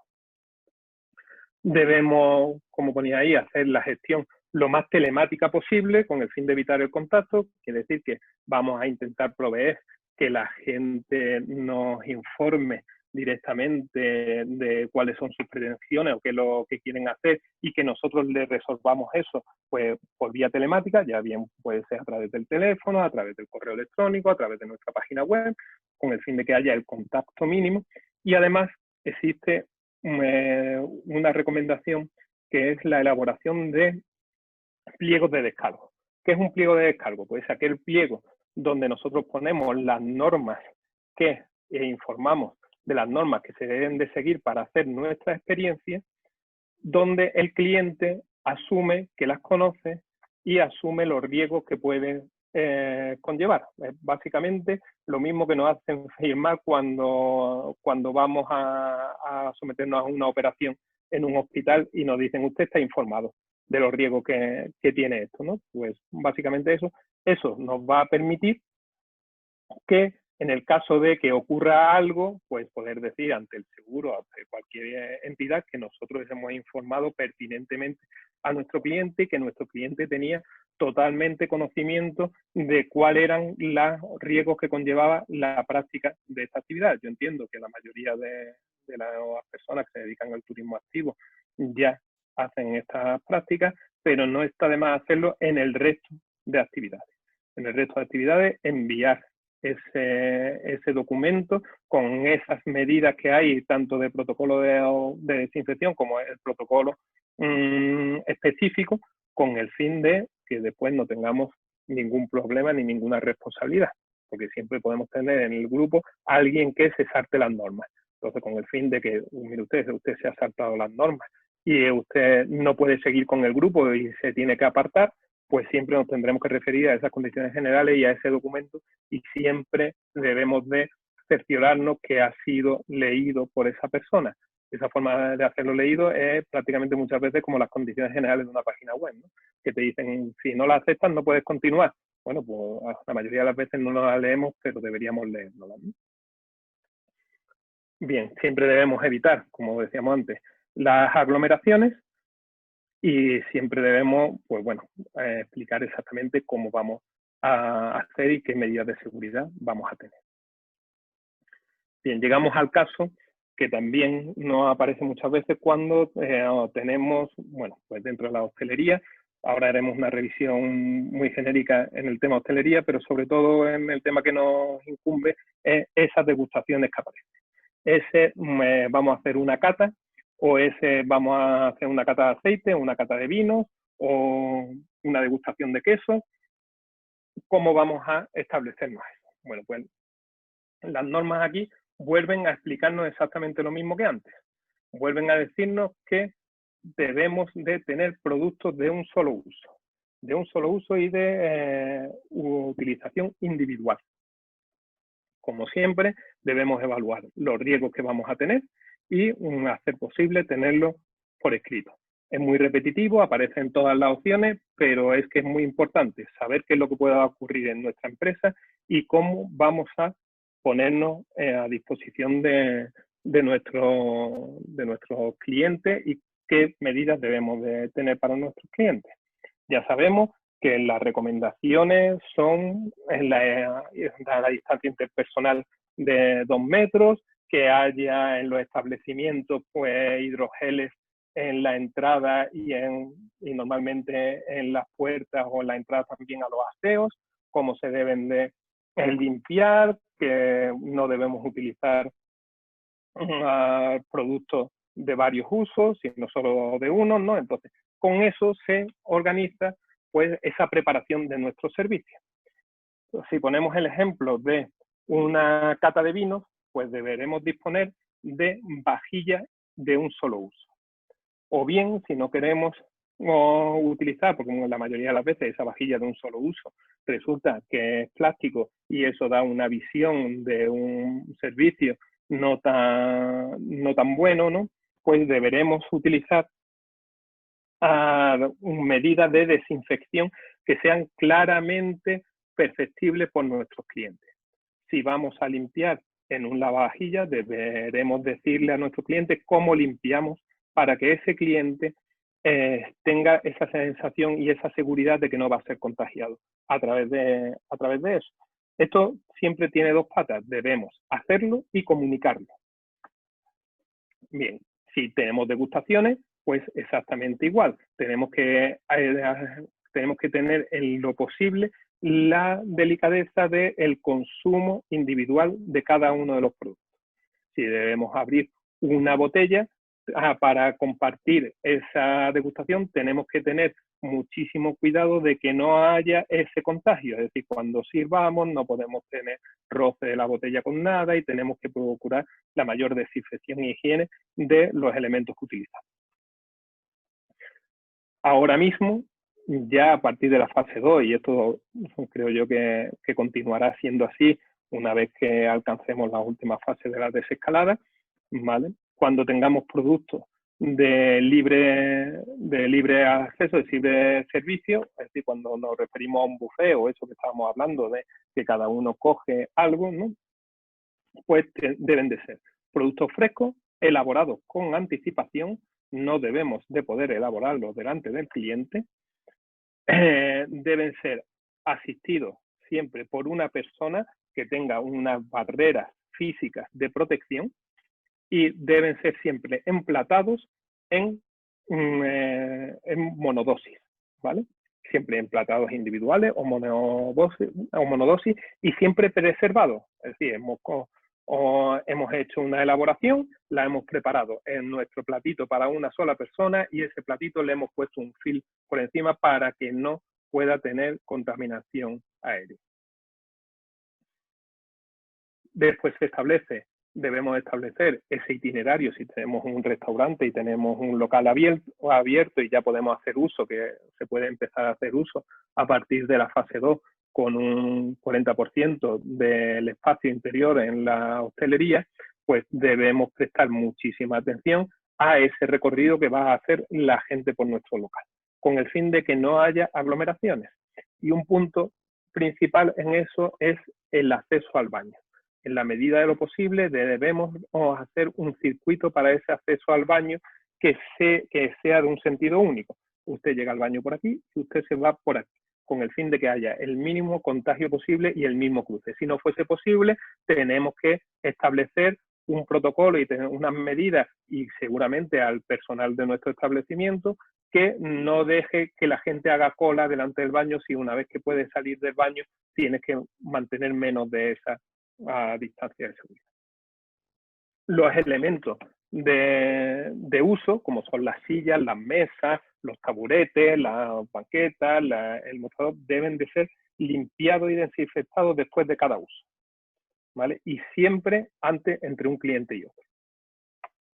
Los elementos auxiliares del servicio, como son esas vajillas que tenemos, esa cristalería, la cubertería, nunca debe estar a la vista, siempre debe estar almacenado en recintos cerrados con el fin de evitar esa contaminación que hablábamos antes, normalmente aérea. Lo debemos tener cerrado y, a ser posible, en otro recinto, ¿vale? Y siempre lejos de la zona de trabajadores y clientes.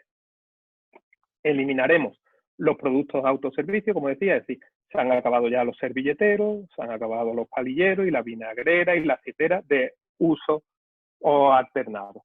Como mucho serán solicitados a nuestros trabajadores o a nosotros mismos y le daremos uno de uso exclusivo que si lo tenemos que volver a coger, desinfectaremos. Y se lo daremos, obviamente deberíamos dárselo en esas mismas condiciones. Se recomienda sobre todo monodosis desechable. Y se prioriza la utilización de mantelerías de un solo uso. Si no fuese posible, por cualquier razón o directamente por razones de nuestra imagen, porque queremos un mantel de tela, entonces tenemos que proceder a los criterios de limpieza mecánica que se han descrito anteriormente. Tenemos que coger y realmente tenemos que lavarlos y tenemos que establecerlos con el fin de que estén desinfectados y siempre sean de un solo uso. Utilizan un mantel o un bajo mantel o un cubreplatos, lo recogemos, lo ha utilizado nuestro cliente, lo recogemos, lo retiramos siempre sin que haya contagio entre el limpio y el sucio, lo retiramos y lo mandamos a lavar para el siguiente uso. Y volvemos a poner uno nuevo. Bien, con esto básicamente os hago aquí pues lo que serían todas esas medidas. Yo no sé si me escuchas, Toñi, nos veo. Sí, perfectamente. Vale, no sé cómo vamos. Básicamente sí, tenemos un montón de preguntas, Óscar. Sí, vale. ¿Esta parte de nueva estrategia es la parte final o...? Aquí nos queda un poquitín, pero vamos, ya no hablamos tanto sobre los sistemas de limpieza y los sistemas de higiene, sino que sería más una nueva concepción del producto turístico.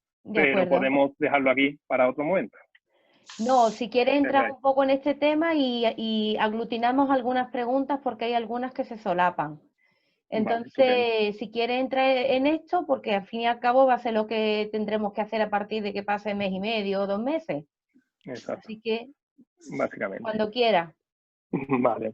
Bueno, en esta es más una cuestión casi filosófica, entre comillas, que una cuestión real, ¿no? Esto ya entra dentro de la filosofía y la estrategia de cada uno de las empresas y de las personas que estamos aquí. Tenemos que replantearnos una nueva estrategia. Todo lo que hemos tenido hasta ahora no haya servido, no haya venido estupendamente o no, pues no ha acabado. Es decir, ahora mismo partimos a una nueva realidad. Partimos de que todo lo que hemos tenido, esto ha hecho que sea totalmente disruptivo, no ha parado en seco y ahora mismo estamos, como decíamos al principio, muy preocupados en salir de la crisis sanitaria y que tengamos esa salud y esa higiene, pero la realidad es que a nivel económico esto ha sufrido un parón y está sufriendo un replanteamiento absoluto en todas las cadenas de producción. Está sufriendo un replanteamiento en esas deslocalizaciones de actividades y en ese tema de globalización. Por poner un ejemplo, leía ayer concretamente que el Estado francés va a intentar apoyar la manufacturación o la facturación de automóviles, pero siempre si las empresas a las que le va a dar esa ayuda, como es el grupo PSD, el grupo de Peugeot, el grupo de Renault, Citroën, sí vuelven y se traen toda la fabricación de coches a su estado. Con lo que eso implica una vuelta a la localidad en ese tipo de fabricación. Entonces, esto que ahora mismo es algo incipiente, que no se sabe cómo va a ir, que sí o no, yo creo que esto, por todos los indicadores que aparecen, es lo que vamos a empezar a ver. Por supuesto, no va a ser inmediato, no es, hemos acabado en un mes y medio y esto ha ocurrido, pero sí estamos empezando en un cambio de realidad, económica. Esto nos tiene que llevar a hacer una nueva estrategia, a repensar toda esa estrategia que teníamos nosotros en nuestra empresa de a dónde íbamos y cómo íbamos. Deberemos replantearla e intentar acomodarnos y hacerla lo suficientemente flexible y cómoda para esta nueva realidad que vamos a vivir. Ya digo, ahora mismo tenemos unas situaciones que a todos nos urge tener ingresos y a todos nos urge empezar a trabajar lo más rápidamente posible, pero tenemos que mirar y estar en este presente mirando al futuro y estableciendo estrategias de futuro que deben de ser distintas, ni mejores ni peores, pero sí distintas a las que teníamos, porque se tienen que acomodar a una nueva realidad. Dentro de eso, pues básicamente tenemos que seguir las líneas que siempre se han hablado en marketing, ¿no? De nuestros productos, nuestros precios, nuestros servicios y sobre todo nuestra comunicación. Debemos de poder diseñar nuestros nuevos productos o nuestros servicios, y lo mismo no son nuevos, sino son los mismos, sino directamente lo que deberemos hacer es redefinirlos, y es el momento ideal para esa redefinición. Aquí con Cicerones, pues yo creo que estamos muy en la línea de ese turismo sostenible que está dentro de la Agenda 2030 y de esos objetivos de desarrollo sostenible, que es lo que se intenta a poner. Tenemos que hacer nuestras empresas mucho más sostenibles de lo que las estamos haciendo, ¿no? Creo que aquí pues se parte con muchísimas más ventajas para tener esa disposición, ¿no? Pero con todo y con eso teníamos un modo de turismo de una forma y ahora empezamos con otra. Todo indica que, y así se está actuando por distintas administraciones, en que la publicidad, en que las campañas van orientadas al mercado local, pero esa campaña de orientación al mercado local son campañas pasajeras, ¿no? Campañas de vamos a poner la tirita para no desangrarnos más en estos 2 meses o 3 meses que nos queda, que por supuesto tenemos que pasarlo, igual que el periodo de adaptación, pero después tendremos que seguir viviendo y después tendremos que ver cómo se van a reactivar esos vuelos, qué compañías aéreas han desaparecido y cuáles no, qué precios tienen realmente esa movilidad, si vamos a estar en los mismos precios o no, o si la movilidad se va a hacer de otra forma. Entonces tenemos que replantearnos cómo queremos que se consuman nuestros productos. Y para eso tenemos que hacer un rediseño nuevo de esos productos. A mí me gusta hablar siempre de productos porque considero que en turismo, más que un servicio, son productos turísticos. Entonces debemos de replantear esa línea estratégica que va a tener nuestro producto. Una vez que estemos ahí, también tenemos que declarar cuál va a ser el precio de ese producto que vamos a obtener, ¿vale? Ese precio que tendremos que acomodar según esas exigencias del mercado objetivo al que vamos nosotros directamente. Ese mercado objetivo ha podido, que seguramente lo haya hecho, sufrir un cambio.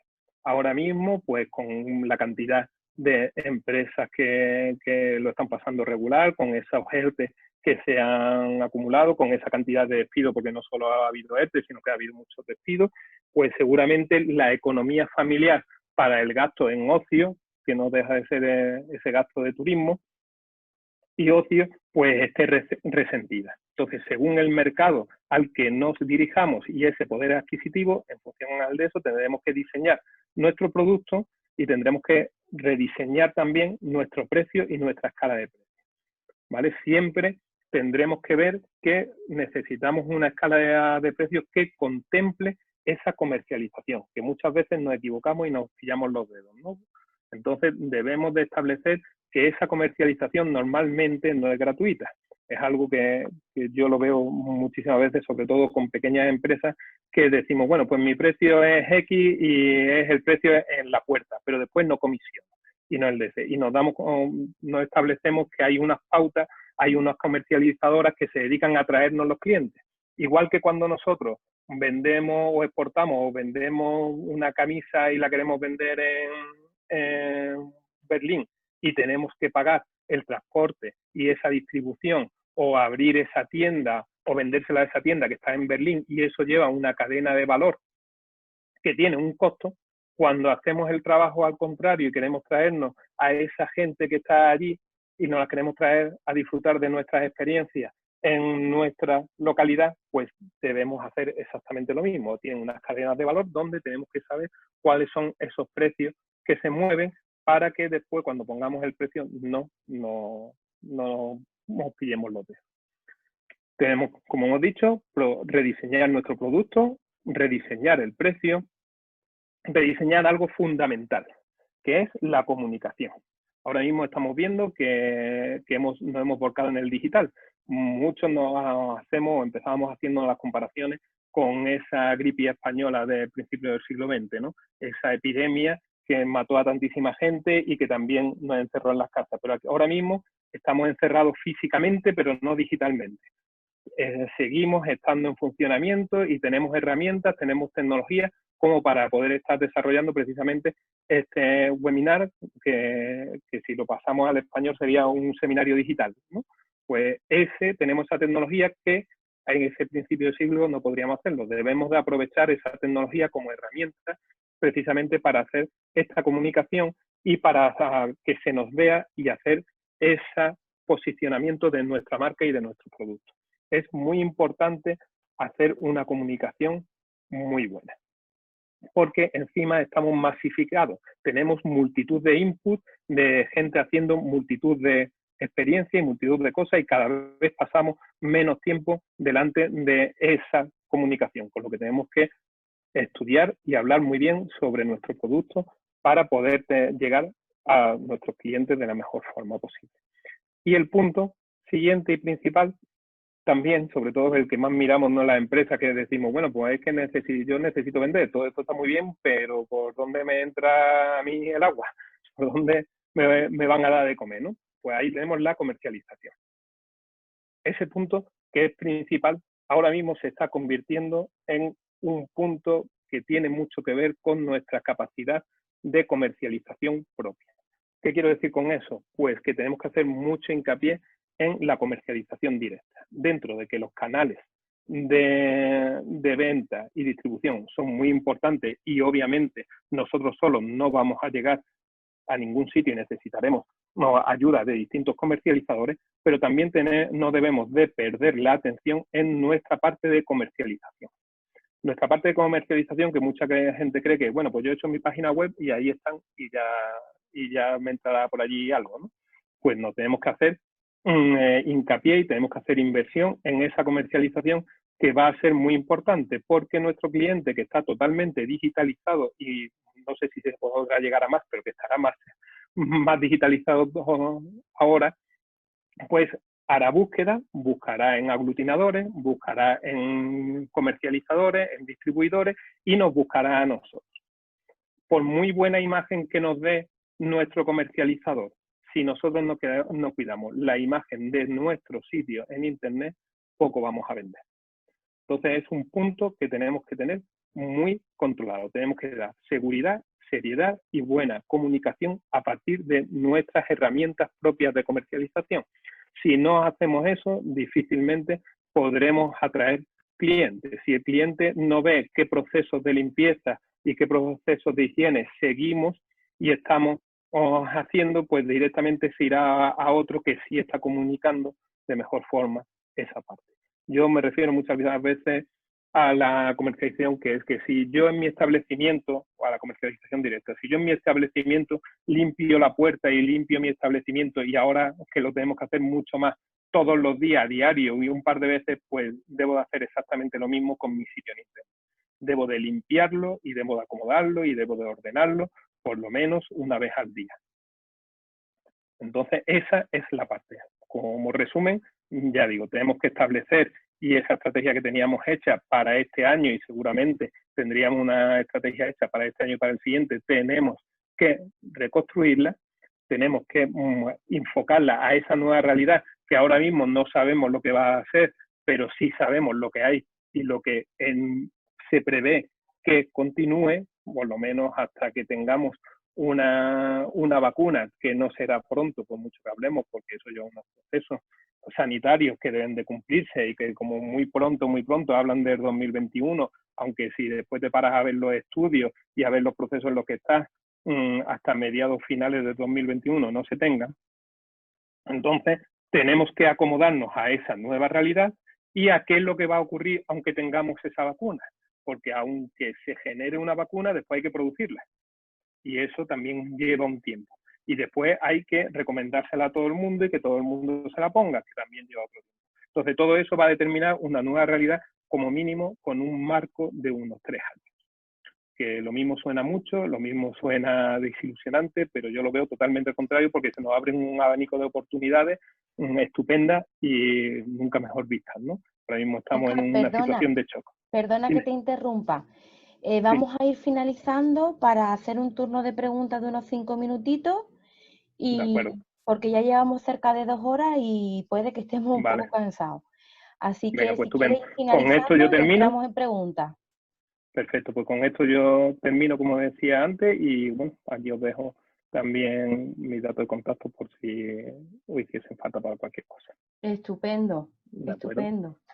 Bueno, pues a ver si puedo contestar alguna pregunta, si no son muy difíciles. Te comento un poco, hay un montón, te comento un poco. Mira, Elena de Aventúrate Sierra de las Nieves ha hecho una anotación cuando hablabas del cupo en turismo activo.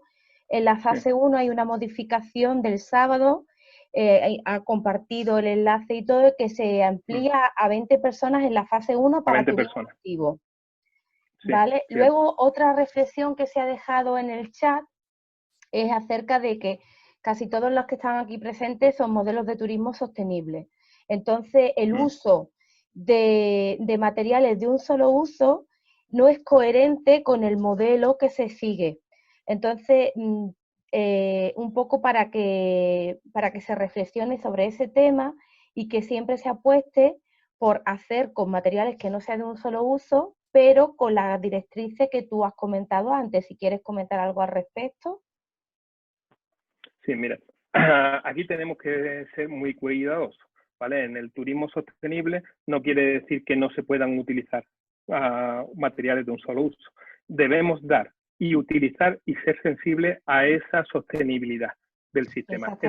Esa sostenibilidad del sistema no quiere decir que nos use, sino que tenemos que replantear cuál es el uso mejor.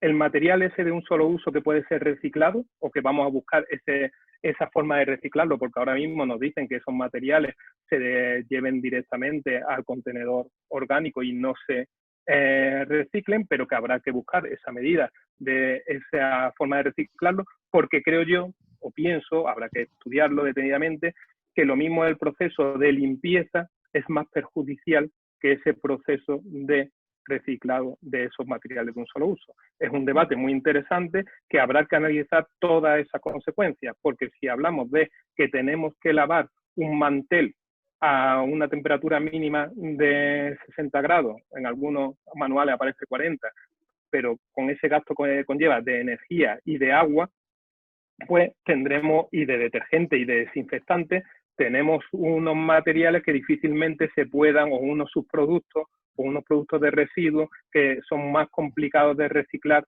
que los otros, ¿no? Yo no me he puesto a analizar exactamente cuál sistema es uno mejor que otro, pero sí es algo que tenemos que tener en cuenta. Alfredo Carrasco tiene que marcharse, él ha hecho una pregunta y creo que le afecta a más gente porque hay más gente que trabaja con furgonetas de pasajeros. En el caso de él tiene una VTC para hacer los day trips con los clientes. ¿Hay algún protocolo específico para limpiar esos vehículos de transporte público? El protocolo específico para los vehículos de transporte público es el mismo que todos. Es esa desinfección de cada unidad de uso. En un principio se hablaba de la utilización de ozono dentro de esos vehículos. El ozono tiene unos problemas, que es que cuando hay mucha más concentración de ozono, el ozono no se puede respirar, acaba quemando las vías respiratorias, por lo que necesita una ventilación muy frecuente y no está demostrado ahora mismo que mate concretamente a este virus.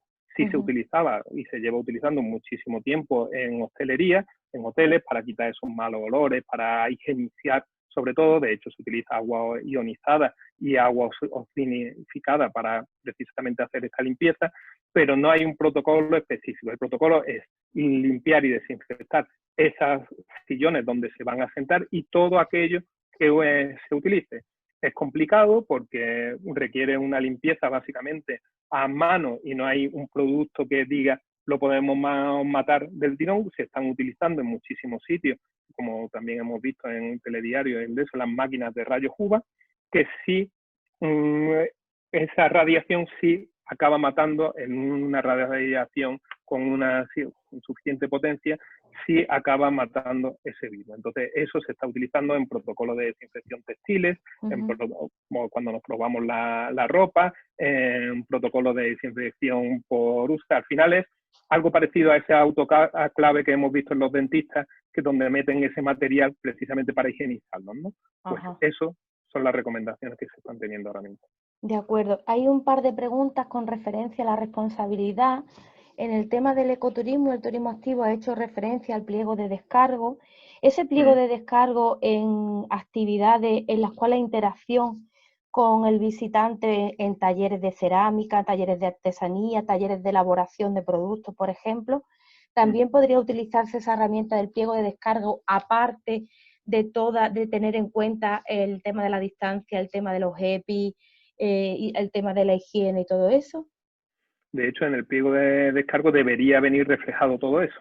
Debería venir reflejado que si usted es el que salta esas medidas, la responsabilidad es suya.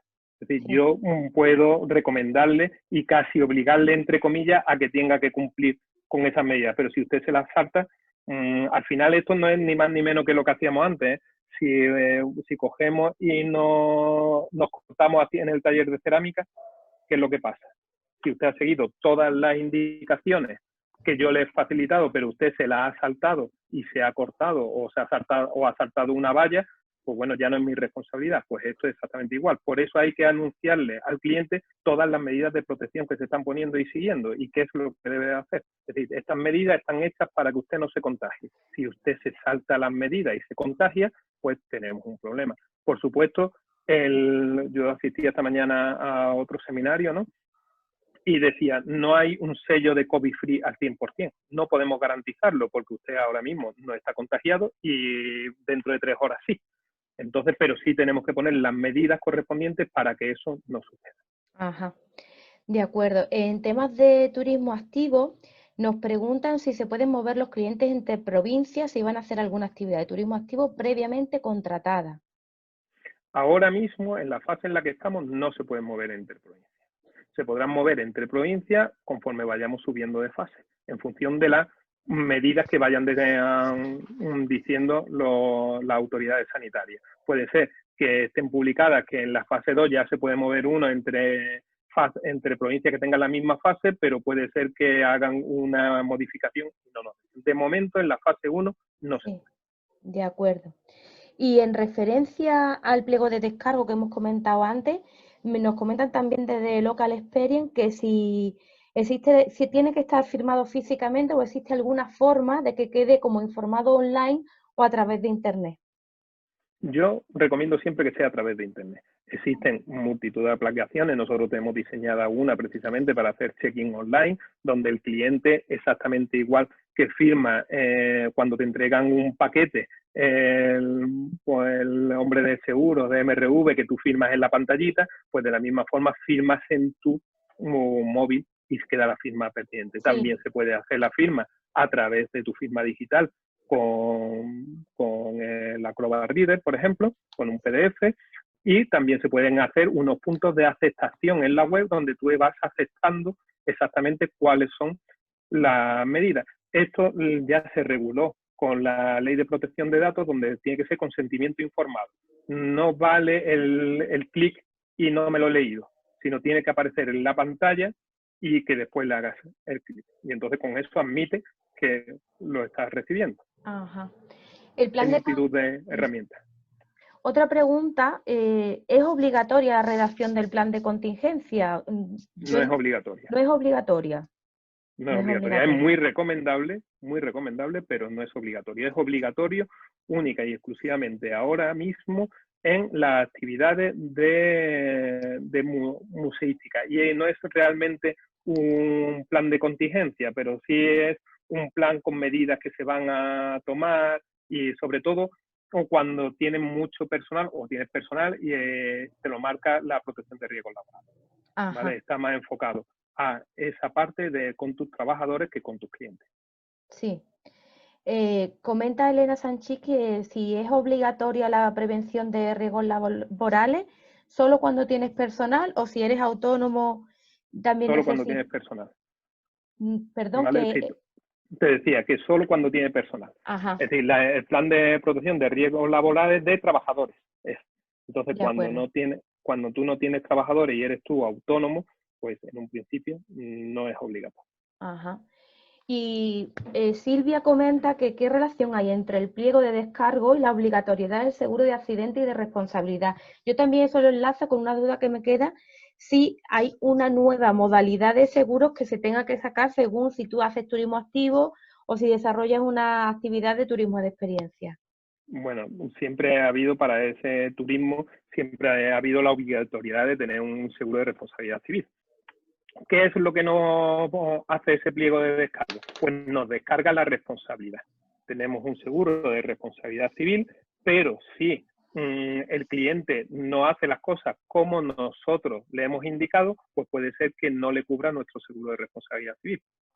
¿Vale? Es un problema para ese cliente. Nosotros tenemos un seguro de responsabilidad civil y además el seguro nos puede decir, es que si usted no ha informado bien al cliente, yo me lavo las manos y no le cubro, porque usted está en la obligación de informarle al cliente de cómo se va a desarrollar la actividad.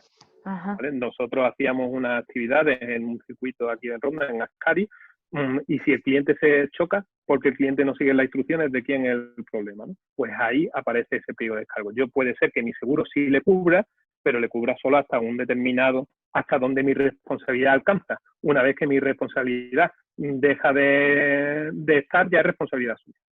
¿Y conoces si existe algún modelo de ese tipo de pliego de descargo que se pueda descargar y adaptar a cada empresa o eso como...? Yo no conozco un modelo exactamente. Lo que conozco son hechos todo el proceso para las peculiaridades de cada empresa.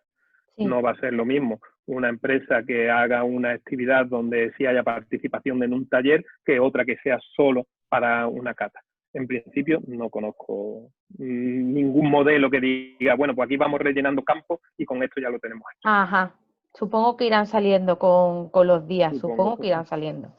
Luego nos comenta también Simpa Fernández, que hace actividades en la playa, que si pueden hacer ese tipo de actividades si pueden hacer uso de la playa para actividades como snorkel o otro tipo de actividades de senderismo en entornos naturales, o mientras estemos en las fases, ese tipo de actividades están... No, en las fases, de hecho, en la fase 1 ya se veía y se modificó. En la fase 2 ha habido una modificación del decreto del decreto de la fase 1, donde se permite el uso de las playas para actividades deportivas. Y hay que recordar que el turismo activo está considerado actividad deportiva. Ajá, de acuerdo. Pues no sé si hay más preguntas, que se me haya quedado alguien Marina. Sí, mira, hemos estado hablando de las diferentes aplicaciones de audio móvil y nos pregunta que si tú conocías alguna que puedan hacerse uso de esta. Yo exactamente, como alguna específica que dé buen resultado, no sé de ninguna específica. Sí es cierto que ayer precisamente preparando este seminario hice una búsqueda en internet y me salieron muchísimas, ¿vale? Pero después yo llegué a la conclusión de que muchas veces es mejor de decirle al cliente, mira, esto te lo voy a retransmitir por el Instagram Live o por el Facebook Live, tú te pones y le das a aceptar y te haces fan de mi página, con lo que ya te tengo registrado como cliente y te puedo hacer un seguimiento y además recibes la comunicación que te estoy dando, porque como esas herramientas se pueden utilizar de forma privada, entonces tú solo invitas a los clientes que tengas. Y puede ser también como una herramienta de base de datos y de comunicación y comercialización. Lo dejo ahí porque se me ocurrió ayer haciendo la búsqueda, precisamente hay muchas, pero bueno, pienso que esa parte que tenemos ahí, que es gratuita, entre comillas, ¿no? La pagamos con nuestros datos, pues puede ser interesante. Marina, ¿hay más preguntas por ahí? ¿Alguien más tiene preguntas? Si no, despedimos a Óscar, que os veo carita de cansado a través de la videocámara. Sí, no, he soltado aquí una chapa considerable, ¿no? Y de verdad, muchísimas gracias, Óscar, por todo lo que nos has enseñado. Nos piden la presentación. Si nos la puedes pasar, nosotros se la pasamos a ellos. Como os comenté al principio, se ha grabado el webinar completamente, con lo cual lo colgaremos en nuestro canal de YouTube y os lo haremos llegar. Y vuelvo a insistir en que por favor nos rellenéis la evaluación de este webinar, y sobre todo con la idea de que nos deis nuevas cosas que podamos trabajar y que un poco sea un bien para todos.